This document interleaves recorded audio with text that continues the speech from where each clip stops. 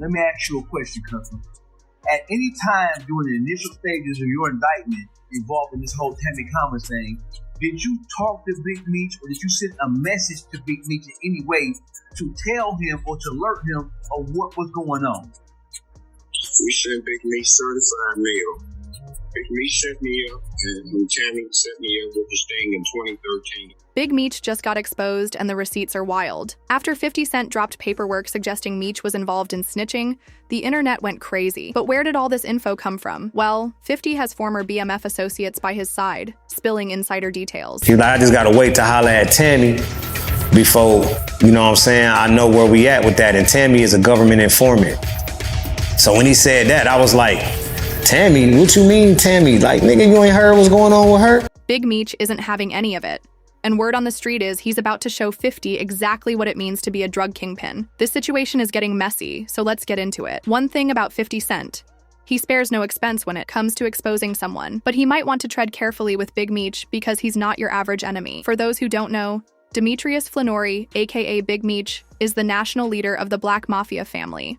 He started moving product in $50 bags back in the 1980s, alongside his younger brother, Terry Southwest T. Flannery. By the early 2000s, the brothers had expanded their operation across multiple states, including Michigan, Georgia, Florida, California, and Louisiana, raking in serious money. But with that kind of cash flow, the feds were bound to take notice. To cover their tracks, they launched BMF Entertainment, a promotional agency that doubled as a front for laundering money. The company even signed an artist, Blue Da Vinci, who dropped an album in 2005 titled The World Is BMF's. Unfortunately for Meech, the feds caught up with him in October 2003, forcing him to trade his lavish lifestyle for a prison jumpsuit. At the time, many believed Blue Da Vinci was the snitch, considering he seemed like the weakest link and wasn't arrested with the rest of the crew. When the feds finally put Meech in cuffs in 2004, things only got worse. BMF's logistics head Dexter Sosa Hussey added fuel to the fire by pointing fingers at Blue. Well, did Blue Da Vinci cooperate or no? Yeah, he cooperated. I mean, I didn't say it. It was in Miss Morris Luke's book.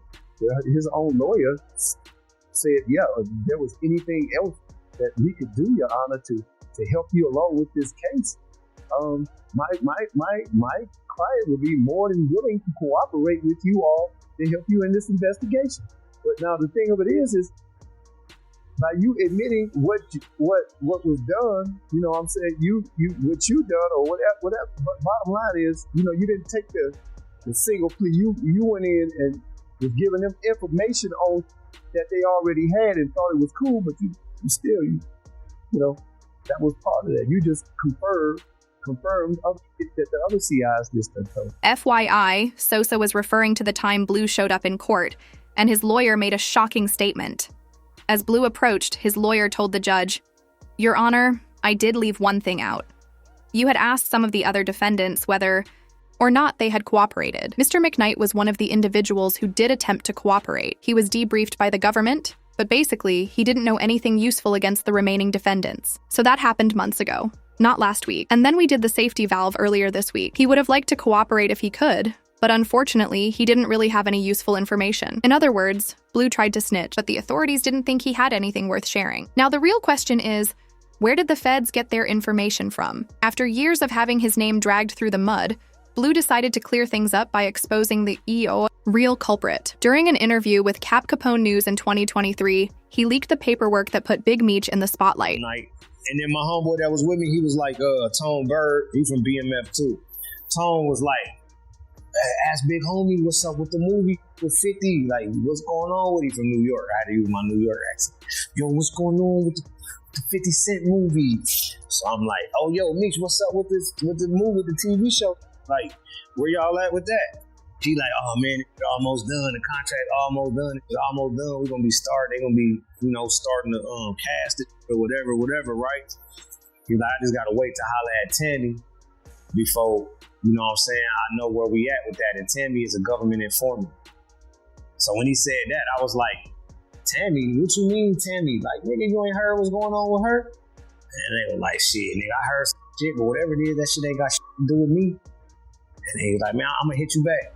I'm like, all right, that's the last time I ever talked to him. And that's how fans first learned about Tammy Cowan. She had been Meech's business partner since 2008, and when he landed in jail, she stayed in contact with him, running errands on his behalf. For some reason, Meech decided to reward her loyalty by signing over his life rights to her. This meant Tammy had full control over selling his life story. And that's exactly what she did, cashing in when 50 Cent became co-producer of the 2021 BMF TV series. But according to the paperwork leaked by Blue, Tammy wasn't just helping Meech.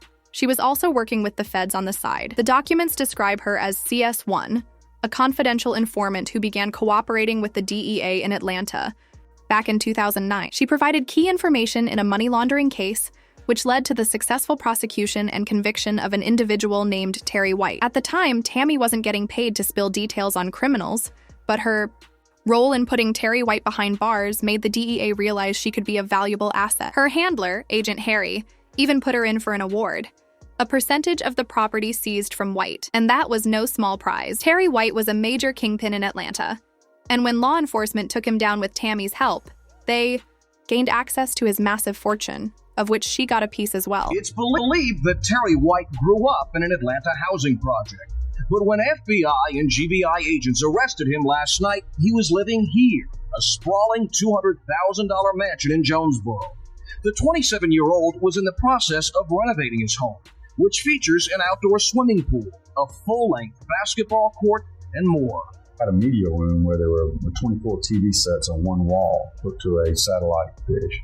And you could hit a button and all 24 TVs would come on. Agents seized the home and 3 cars which belonged to White, including this $110,000 Rolls Royce, which was paid for in cash.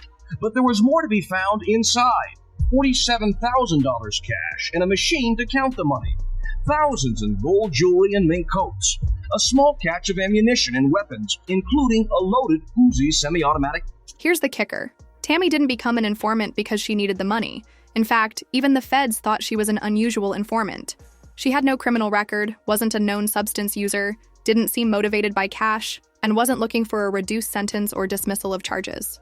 She simply did it for revenge. Apparently, Terry White had used her to launder money without her knowledge, and Tammy wasn't about to let that slide. But here's the real question.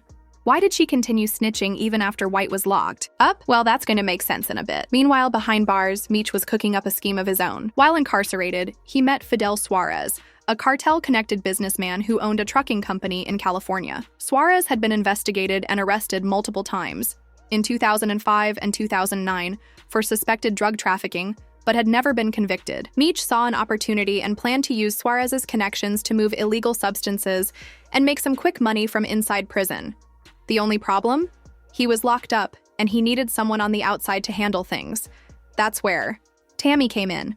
According to court documents, in September 2010, Meech asked Tammy, identified as CS1, to help coordinate the delivery of a controlled substance shipment through Suarez, who was already in contact with her. Tammy later testified that she first spoke to Suarez over the phone when he reached out to ask about Meech's well-being. From there, Meech used her to connect Suarez with his longtime friend, Dion Cuffy Gatling, a well-known kingpin in the drug game.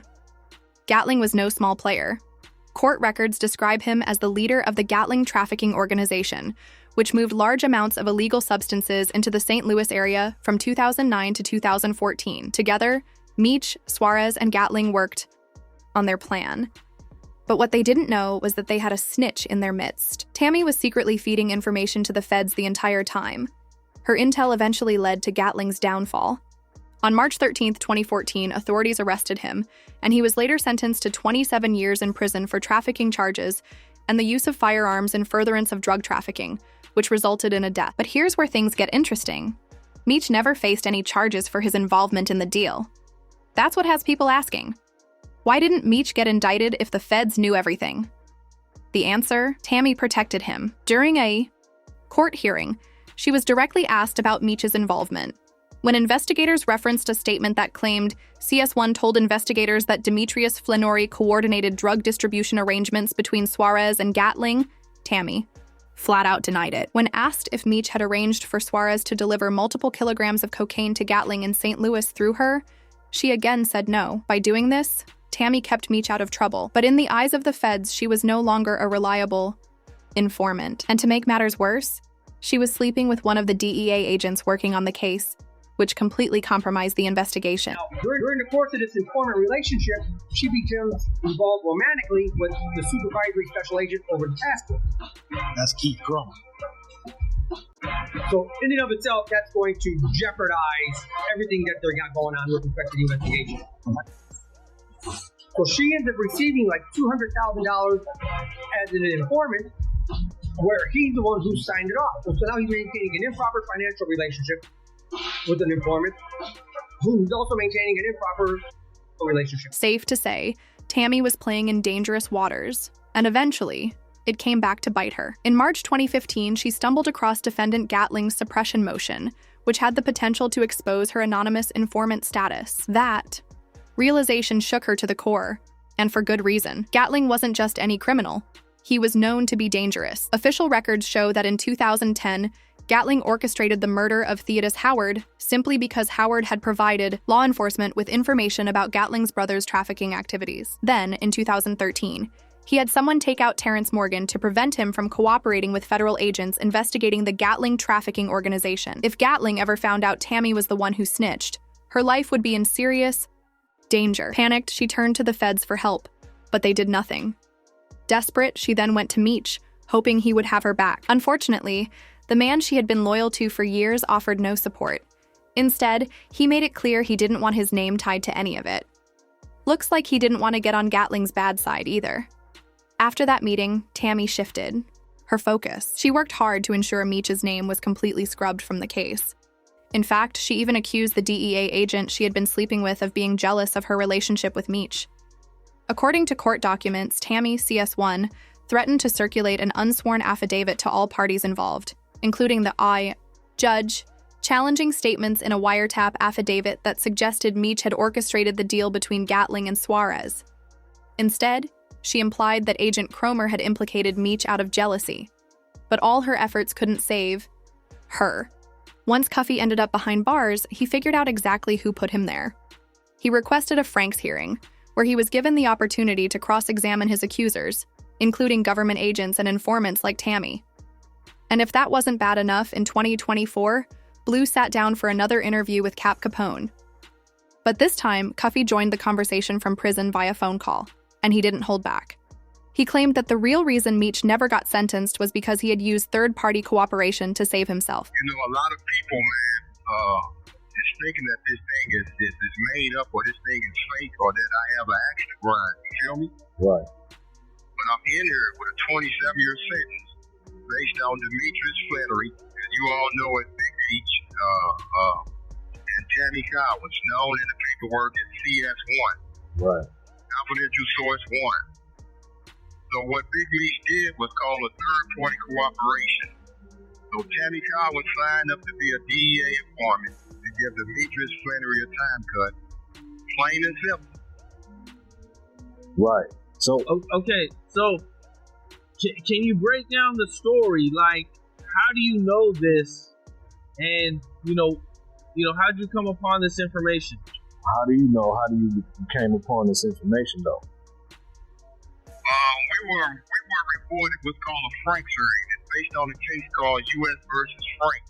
So I would implore your listeners to look the case up. And what a Franks hearing entails is that you're able to cross-examine your accusers, meaning government agents, maybe an informant, and so on and so forth, just like a regular trial. So this was testified in court. Period. Point blank. This was testified in court that I became a government informant to give Demetrius Flannery a time cut. That's what was said on the stand, bro. The lady became a government informant to give Demetrius Flannery a time cut. In fact, Cuffy's own daughter backed up these claims, confirming that Meech had used third-party cooperation to protect himself. True, Big Meech did a third-party cooperation deal to receive a reduced sentence in his case by setting up a known kingpin from St. Louis named Cuffy. Well, that's the word on the street, so let's get into that. First off, for all y'all who don't know who Cuffy is, he is a known kingpin from St. Louis who did business with Big Meech for over 20 years since 1990. And according to him, he is the first person to ever put $1 million in cash in Big Meech's pockets. And as of today, he claims he was set up by Big Meech, which eventually led to him receiving a 27-year prison sentence. And he claims it all started when Big Meech was in Detroit's county jail when he got indicted in 2005. And while Big Meech was in Detroit's county jail fighting his case, he met a Spanish connect named Fidel Suarez, who had major connections to Mexican cartels out of Los Angeles, California. And Cuffy also claims Fidel was the first target who Big Meech was trying to line up so he can receive a reduced sentence. And Cuffy also claims that the person who Big Meech was using to line up Fidel. I'm Tamara Gatling. I'm making this recording in regards to my dad. He's Dion Gatling. Most people know him as Cuffy. But I wanted to make this recording so I can shed light on some facts. My dad was set up by one of his best friends, which is Demetrius Flannery, also known as Big Meech. My dad and Meech have been friends for 30 years plus. I've known Meech my whole life. I look at him like an uncle. Like, this situation has been completely devastating on so many different levels, and there's still so many questions that aren't answered. At this point, I can only shed light on what I know for sure to be facts. And it doesn't seem like anyone was lying, because the paperwork proves everything Cuffy claimed. Apparently, back in 2011, Tammy was supposed to target Hispanics involved in the drug trade. In exchange, she wouldn't have to testify, as the DEA planned to deport them. But instead of focusing on the operation, Tammy was more concerned about whether she was getting paid. That's when a DEA agent assured her, "You'll get a lot of money." But Tammy cut him off, asking, "Can I get Demetrius Flannery's time cut?" To which the agent responded, "We can work that." Given everything that has come to light, many find it hard to believe that Tammy was making all these moves on her own, especially considering Meech willingly signed over his life rights to her. And let's be real, if you're hanging with a known snitch, you automatically become guilty by association. As for why people are just now digging into this case, well, that's all thanks to 50 Cent. He fanned the flames, and when 50 speaks, people listen. To make things even messier, he's now threatening to drop a tell-all scandal exposing Meech as a rat. Safe to say, Meech might just be a rat after all, but what do you think? How do you see this situation affecting Big Meech in the long run? And are he and Tammy officially done as business partners? Drop your thoughts in the comments below, and don't forget to check out this next video.